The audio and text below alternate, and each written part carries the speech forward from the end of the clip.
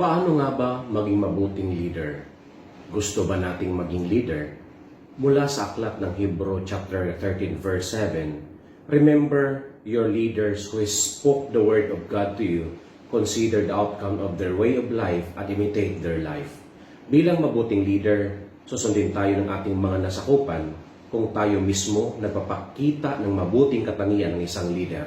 Marahil, meron po tayong ganitong katangian ng isang leader.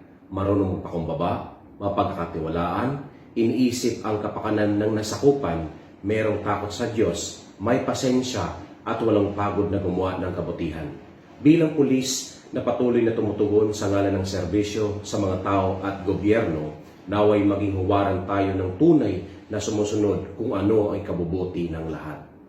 Manalangin tayo.